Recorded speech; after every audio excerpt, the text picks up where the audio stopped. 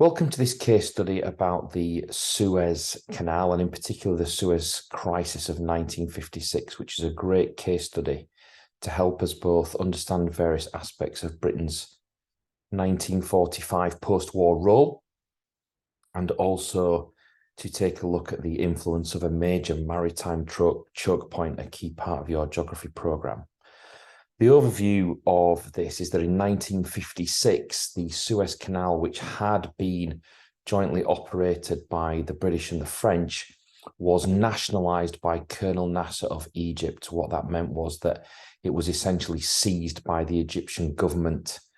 In response to this, because it was such a key waterway, the Israelis, through a land incursion from the east, made their way towards the Suez Canal to try to retake control of it. They were joined by British and French paratroopers who landed at the head of the canal at Port Said to try to seize the canal back. Eventually, they were forced to withdraw, and it was a great humiliation, and in fact started to really redraw the post-Second World War map in terms of where power now lay in the world, and also had an influence on not just European, but also global politics through the decline of empire. So the Suez Canal itself was built in 1860. Well, it opened in 1869, took 10 years to construct, 120 miles long. So a very, very long canal, not a short one by any means. And more importantly was its position, which is to shorten the shipping route from the Indian Ocean to the Mediterranean Ocean, thus vastly shortening routes between Asia and Europe, which of course was of huge value to both the British and the French, who had colonies all through that area. So not only was it valuable to them in terms of colonial trade, but also in terms of control. But because of its importance, as the Cold War started to emerge at the end of the Second World War, Egypt became a chiefly important geopolitical country, with both the USSR and the USA coveting Egypt in terms of the influence it could have globally. So let's take a look at exactly where the Suez Canal is. You can see on the right-hand side, there's some important facts there. All ships who passed through it had to pay a toll. 44% of it was owned by the British government. And actually, at one point, 25% of all British imports and exports came through that narrow canal. And 1/6 of all the world's cargo came through it. You can see there by looking at the distances, the huge importance it has, reducing Mumbai to London from 11,600 kilometers, from 19,800 kilometers down to 11,600 kilometers. And importantly, as we know, the economy and also energy were starting to change. Energy sources were starting to change in the second half of the 20th century. About 3/4 of all Europe's oil was coming through that canal from the Middle East region. We can see a close-up there. Excuse me, a close-up there of the canal. It's kind of broken into three parts, really. Heading north from the Gulf of Suez, it goes into the Great Bitter Lake at Kibrit, and then another extension of it into a small body of water is Ismailia, and then it heads north in its longest continuous process up towards Port Said. And that really, really narrow canal, as you can see, has got a huge influence on global trade. And I think when you see it on a map like that, it really brings home the concept of a choke point.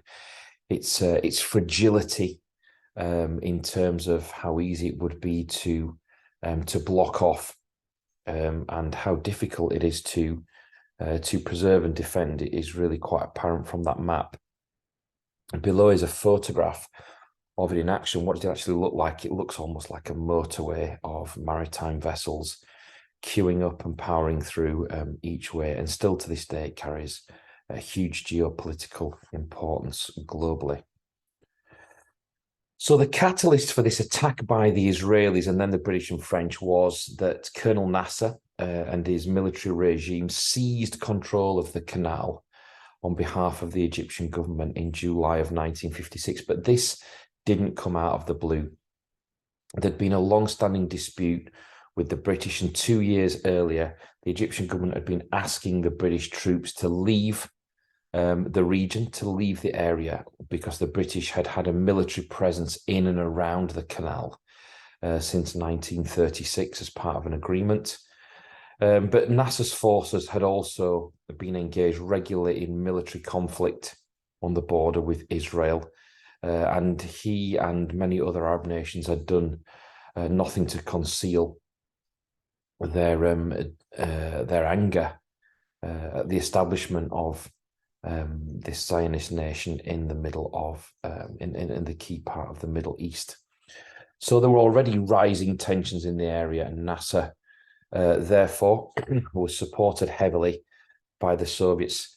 Earlier in the 1950s, the Soviets in particular via Czechoslovakia, not directly, of course, they didn't want to leave that kind of smoking gun trail, but via the Czechs, they had heavily supported Nasser and the Israeli and the Egyptian government, and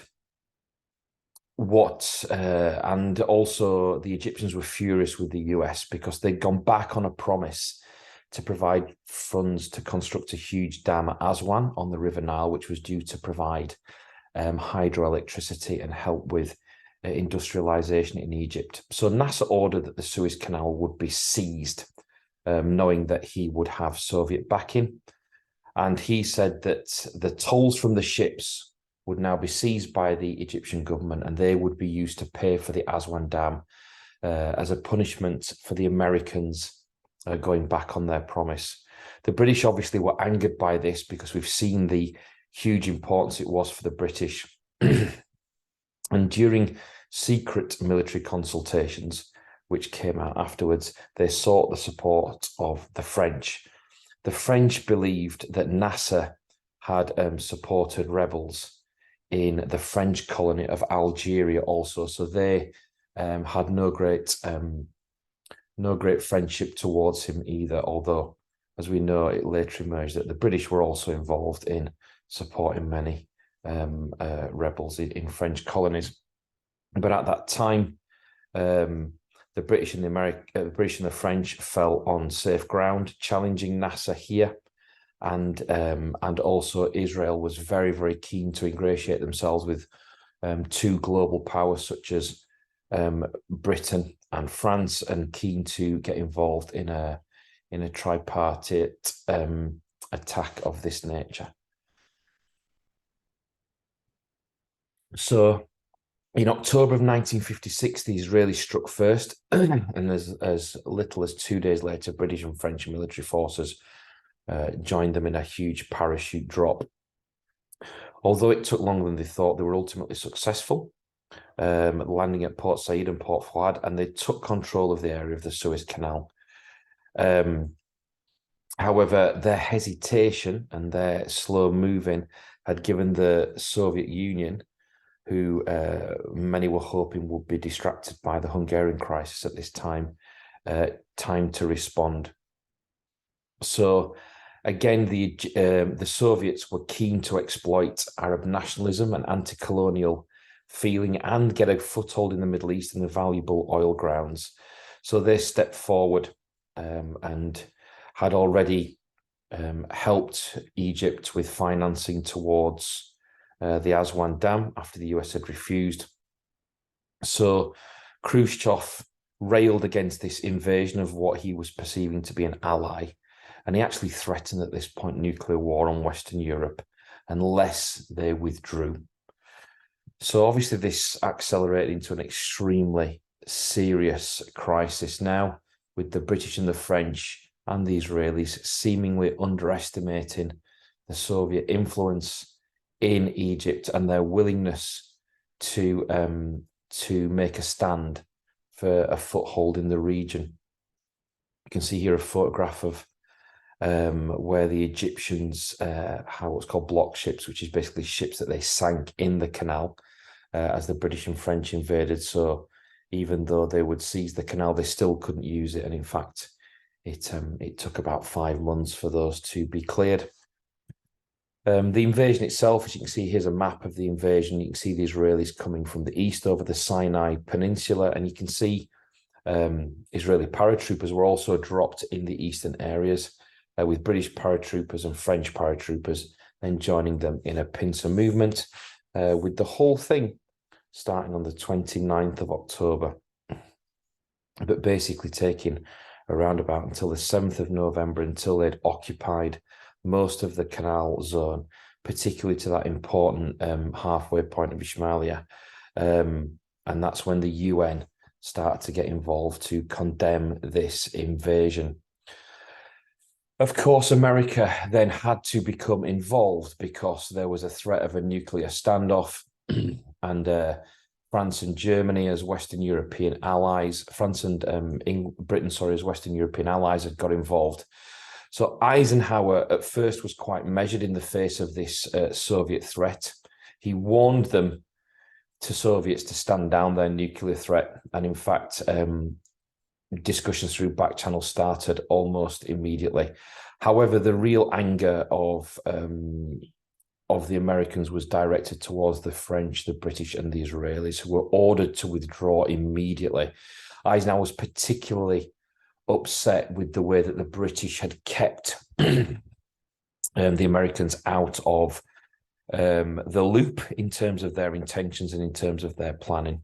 All three were threatened with economic sanctions. As we know, at this time, the economies of Western Europe were extraordinarily fragile and relying heavily on American money and support. As a result, the threats worked, and the British and the French forces actually withdrew by December. And although Israel hung around a little longer, they eventually left by March the year after.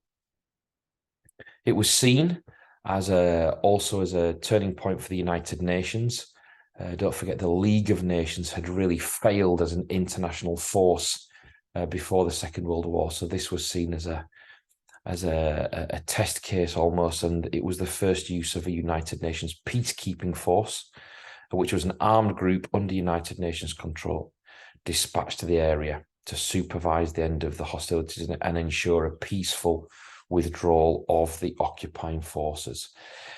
The aftermath, of course, was hugely important and influential. Britain and France, who once had been seen as major global powers, heads of global empires, it was a really demonstrative display of their reduced power and their weakness now in the face of the United States and the Soviet Union, who really had dictated the whole affair from start to finish. British Prime Minister Anthony Eden actually resigned within 2 months of British troops withdrawing. It was seen as such a national humiliation. Nasser became a hero and actually led to the development of a growing Arab nationalist movement and Egyptian nationalist movement. Some of the products of that we can still see today.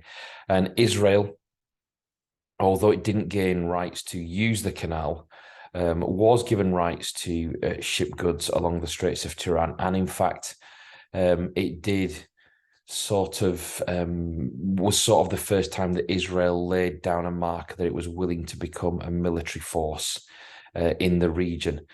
That came to a head 10 years later when, again, Egypt shut down the canal following the Six-Day War with Egypt in June of 1967. And for almost a decade, the Suez Canal, as a major maritime choke point, continued to become a front line between Israel and Egypt. And in 1975, as a gesture of peace, again after an 8-year hiatus, the Egyptian President Sadat reopened the Suez Canal, and still today about 300 million tons of goods pass through it. But as we saw through this crisis, it is a tremendously fragile maritime choke point and a really important artery for global trade. Why is it such a great case study for us? It's such a great case study because, as I've said, maritime choke points sit at the centre of it. It's a great crossover.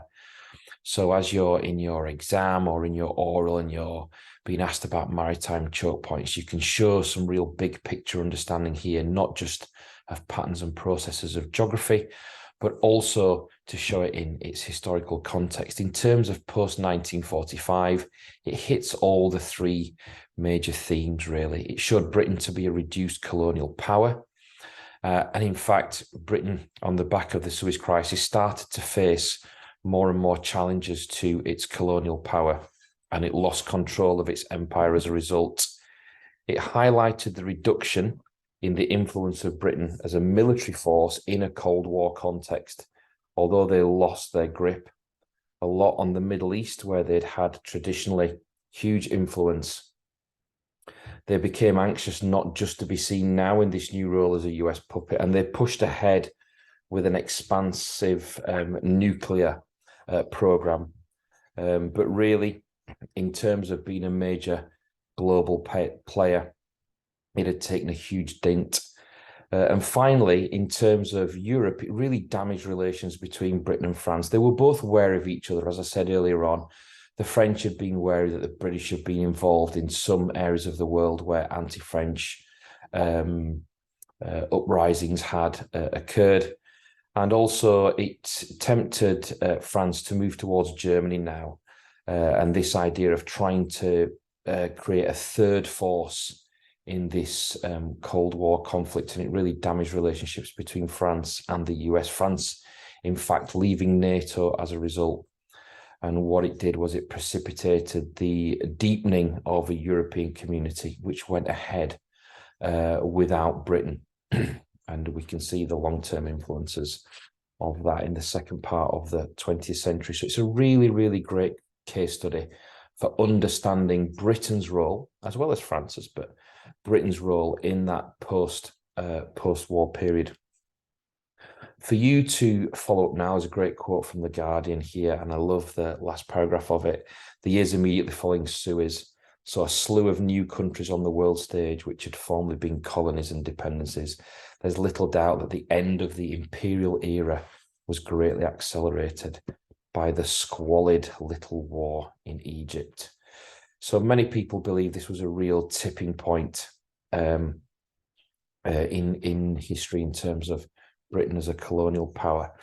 So there is a document on the final slide, which will be available for you to print out. And one of the good things to do about this, to really consolidate your thinking and the impact, is to try to cut those cards out or color code those cards and try to group them together into themes so that it's something that you can readily bring to mind if you wanted to use the Suez Canal either as a case study of post-1945 and Britain's changing role in the world, or even as a maritime choke point.